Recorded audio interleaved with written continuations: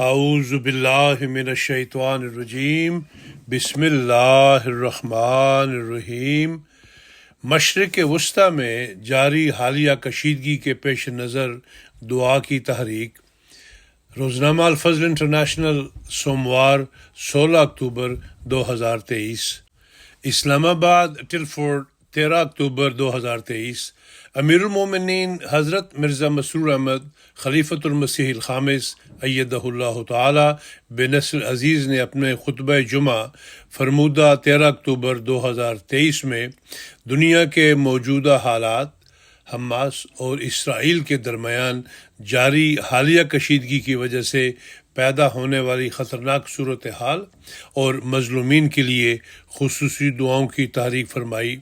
حضور انور نے فرمایا، اس وقت میں جو آج کل کے دنیا کے حالات ہیں ان کے بارے میں ایک دعا کے لیے بھی کہنا چاہتا ہوں۔ گزشتہ چند دنوں سے حماس اور اسرائیل کی جنگ چل رہی ہے، جس کی وجہ سے اب دونوں طرف کے شہری، عورتیں، بچے، بوڑھے بلا امتیاز مارے جا رہے ہیں یا مارے گئے ہیں۔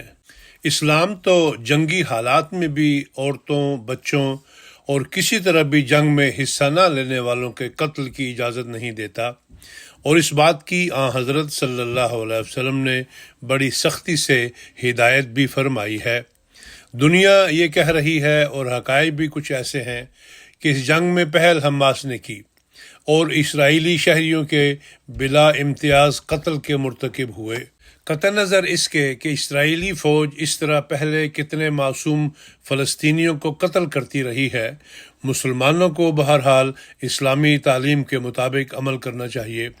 اسرائیل کی فوجوں نے جو کیا وہ ان کا فعل ہے، اور اس کے حل کرنے کے اور طریقے تھے۔ اگر کوئی جائز لڑائی ہے تو فوج سے تو ہو سکتی ہے، عورتوں، بچوں اور بے ضرر لوگوں سے نہیں۔ بہرحال اس لحاظ سے حماس نے جو قدم اٹھایا وہ غلط تھا، اس کا نقصان زیادہ ہوا، فائدہ کم۔ حضور انور نے فرمایا کہ یہ جو بھی تھا اس کی سزا یا جنگ حماس تک ہی محدود رہنی چاہیے تھی۔ اصل جرأت اور بہادری تو یہ ہے کہ یہ رد عمل ہوتا ہے، لیکن جو اسرائیل کی حکومت کر رہی ہے وہ بھی بہت خطرناک ہے، اور اب لگتا ہے کہ یہ معاملہ رکے گا نہیں۔ معصوم لوگوں اور عورتوں اور بچوں کی کتنی جانیں بے حساب ضائع ہوں گی، اس کا تصور بھی نہیں کیا جا سکتا۔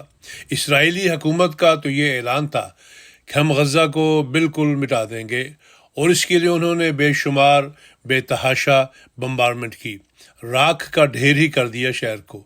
اب نئی صورت یہ پیدا ہوئی ہے کہ وہ کہتے ہیں کہ 1 ملین سے زیادہ لوگ غزہ سے نکل جائیں۔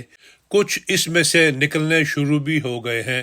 اس پر شکر ہے کہ مری مری آواز سے ہی صحیح، لیکن کچھ آواز تو UN والوں کی طرف سے نکلی ہے کہ یہ انسانی حقوق کی پامالی ہے اور یہ غلط ہوگا، اور اس سے بہت مشکلات پیدا ہوں گی، اور اسرائیل کو اپنے اس حکم پر سوچنا چاہیے، بجائے اس کے کہ سختی سے اس کو کہیں کہ یہ غلط ہے۔ ابھی بھی درخواست ہی کر رہے ہیں۔ بہرحال ان معصوموں کا کوئی قصور نہیں جو جنگ نہیں کر رہے۔ اگر دنیا اسرائیلی عورتوں، بچوں اور عام شہری کو معصوم سمجھتی ہے تو یہ فلسطینی بھی معصوم ہیں۔ ان اہل کتاب کی تو اپنی تعلیم بھی یہ کہتی ہے کہ اس طرح قتل و غارت جائز نہیں ہے۔ مسلمانوں پر اگر الزام ہے کہ انہوں نے غلط کیا تو یہ لوگ اپنے گریبان میں بھی جھانکیں۔ بہرحال ہمیں بہت دعا کی ضرورت ہے۔ فلسطین کے سفیر نے یہاں ٹی وی میں غالباً BBC کو انٹرویو دیا اور سوال کرنے والے کے جواب میں کہا کہ حماس ایک ملیٹنٹ گروپ ہے، حکومت نہیں ہے، اور فلسطین کی حکومت کا اس سے کوئی تعلق نہیں ہے، لیکن ساتھ ہی یہ سوال بھی اٹھایا، اور ان کی یہ بات درست ہے کہ اگر حقیقی انصاف قائم کیا جاتا تو یہ باتیں نہ ہوتیں۔ حضور انور نے فرمایا کہ اگر بڑی طاقتیں اپنے دوہرے معیار نہ رکھتیں یا نہ رکھیں تو اس قسم کی بد امنی اور جنگیں دنیا میں ہو ہی نہیں سکتی۔ پس ان دوہرے معیاروں کو ختم کرو تو جنگیں خود بخود ختم ہو جائیں گی۔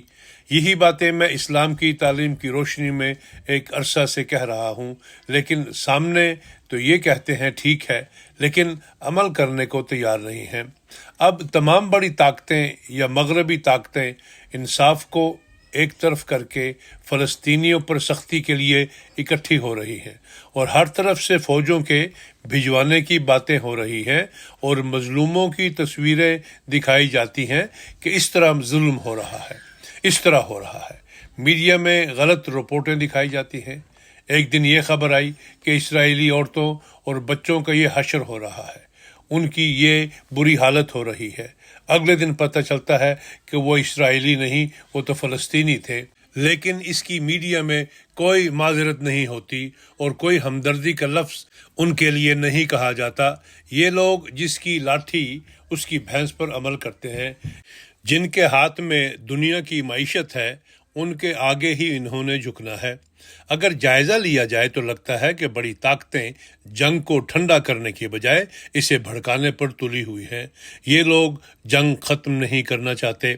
حضور انور نے لیگ آف نیشنز کی ناکامی کا ذکر کرتے ہوئے فرمایا کہ پہلی جنگ عظیم کے بعد جنگوں کے خاتمے کے لیے بڑی طاقتوں نے لیگ آف نیشنز بنائی، لیکن انصاف کے تقاضے پورے نہ کرنے اور اپنی برتری قائم رکھنے کی وجہ سے یہ ناکام ہو گئی اور دوسری جنگ عظیم ہوئی اور 7 کروڑ سے زیادہ جانیں کہتے ہیں ضائع ہوئی۔ اب یہی حال UN کا ہو رہا ہے۔ بنائی تو اس لیے گئی تھی کہ دنیا میں انصاف قائم کیا جائے گا اور مظلوم کو ساتھ دیا جائے گا، جنگوں کے خاتمے کی کوشش کی جائے گی، لیکن ان باتوں کا دور دور تک پتہ نہیں۔ اپنے مفادات کو ہی ہر کوئی دیکھ رہا ہے۔ اب جو اس بے انصافی کی وجہ سے جنگ ہوگی، اس کے نقصان کا تصور ہی عام آدمی نہیں کر سکتا، اور یہ سب بڑی طاقتوں کو پتہ ہے کہ کتنا شدید نقصان ہوگا، لیکن پھر بھی انصاف قائم کرنے پر کوئی توجہ نہیں ہے اور توجہ دینے پر کوئی تیار بھی نہیں ہے۔ حضور انور نے مسلمان ممالک کو مخاطب کرتے ہوئے فرمایا کہ ایسے حالات میں مسلمان ملکوں کو کم از کم ہوش کے ناخن لینے چاہیے، اپنے اختلافات مٹا کر اپنی وحدت کو قائم کرنا چاہیے۔ اگر مسلمانوں کو اہل کتاب سے تعلقات بہتر کرنے کے لیے اللہ تعالیٰ نے یہ ہدایت دی ہے کہ تعالوا الی کلمۃ سواء بیننا و بینکم، اس کلمہ کی طرف آ جاؤ جو ہمارے اور تمہارے درمیان مشترک ہے۔ یہ اللہ تعالیٰ کی ذات ہے۔ تو مسلمان جن کا کلمہ مکمل طور پر ایک ہے، کیوں اختلافات ختم کر کے اکٹھے نہیں ہو سکتے؟ پس سوچیں اور اپنی وحدت کو قائم کریں، اور یہی دنیا سے فساد دور کرنے کا ذریعہ ہو سکتا ہے، اور پھر ایک ہو کر انصاف کے تقاضے پورے کرنے کے لیے مظلوم کے حقوق ہر جگہ قائم کرنے کے لیے بھرپور آواز اٹھائیں۔ حضور انور نے اہل اسلام کو مخاطب کرتے ہوئے فرمایا کہ ایک ہوں گے، وحدت ہوگی تو آواز میں بھی طاقت ہوگی، ورنہ معصوم مسلمانوں کی جان کے ضائع ہونے کے یہ لوگ ذمہ دار ہوں گے، مسلمان حکومتیں ذمہ دار ہوں گی۔ حضرت صلی اللہ علیہ وسلم کے اس ارشاد کو ہمیشہ سامنے رکھنا چاہیے، اور یہ ان طاقتوں کا کام ہے کہ رکھیں کہ ظالم اور مظلوم دونوں کی مدد کرو۔ پس اس اہم بات کو سمجھیں، اللہ تعالیٰ مسلمان حکومتوں کو بھی عقل اور سمجھ دے اور ایک ہو کر انصاف قائم کرنے والے بنے، اور دنیا کی طاقتوں کو بھی عقل اور سمجھ دے کہ دنیا کو تباہی میں ڈالنے کی بجائے دنیا کو تباہی سے بچانے کی کوشش کرے اور اپنی آناؤں کی تسکین کو اپنا مقصد نہ بنائے۔ ہمیشہ انہیں یاد رکھنا چاہیے کہ جب تباہی ہوگی تو یہ طاقتیں بھی محفوظ نہیں رہیں گی۔ بہرحال ہمارے پاس تو دعا ہی کا ہتھیار ہے، اسے ہر احمدی کو پہلے سے بڑھ کر استعمال کرنا چاہیے۔ غزہ میں بعض احمدی گھرانے بھی گھرے ہوئے ہیں، اللہ تعالیٰ نے بھی محفوظ رکھے، اور سب معصوموں اور مظلوموں کو وہ جہاں بھی ہیں محفوظ رکھے۔ اللہ تعالیٰ حماس کو بھی عقل دے، اور یہ لوگ خود اپنے لوگوں پر ظلم کرنے کے ذمہ دار نہ بنے اور نہ کسی پر ظلم کرے۔ اسلامی تعلیم کے مطابق جو ہے حکم، اس کے مطابق اگر جنگیں کرنی بھی ہیں تو اس طرح کریں۔ کسی قوم کی دشمنی بھی ہمیں انصاف سے دور کرنے والی نہ ہو، یہی اللہ تعالیٰ کا حکم ہے۔ اللہ تعالیٰ بڑی طاقتوں کو بھی یہ توفیق دے کہ وہ دونوں طرف انصاف کے تقاضے پورے کرتے ہوئے امن قائم کرنے والی بنے، یہ نہیں کہ ایک طرف جھکاؤ ہو جائے اور دوسری طرف کا حق مارا جائے۔ ظلم و زیادتی میں بڑھنے والی نہ ہوں۔